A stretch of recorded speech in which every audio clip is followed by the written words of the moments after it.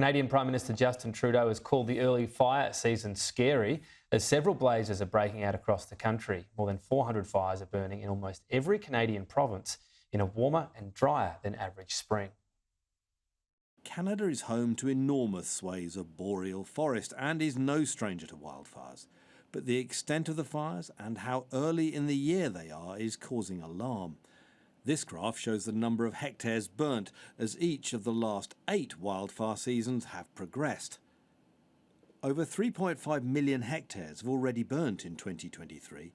That's 13 times what's expected by this point in the year, putting the country already on track for its worst wildfire season ever, one that's only just started. So what's it been like to live with that level of smog? Sky's US correspondent Mark Stone sent us this report from Philadelphia. In Philadelphia, the smoke sits heavy. It's hanging and only moving slowly across a vast part of the northeastern United States. And this is where it's been worst through the day. At the city's airport, flights were paused for a few hours. Visibility was so poor. And don't assume this is just cloud. Were it not for the smoke, this would have been a blue sky day. Within the city itself, though, it's harder to see that the air is quite so bad. On rocky steps, the city officials' advice to stay indoors had not filtered through.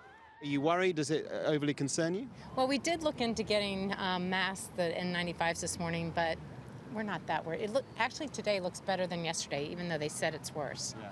I'm being careful. They don't care, so. You're not too worried, sir?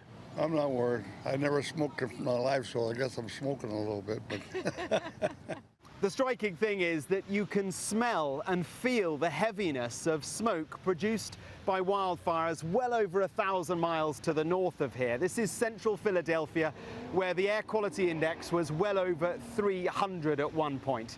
That is hazardous, and it is record-breaking. The scale goes to 500. So this is terrible. That's what that, I don't know how else to say that, but it just, just dense particulates, you don't want to breathe it in. Out of Philadelphia, north through New Jersey towards New York, the smoke persists.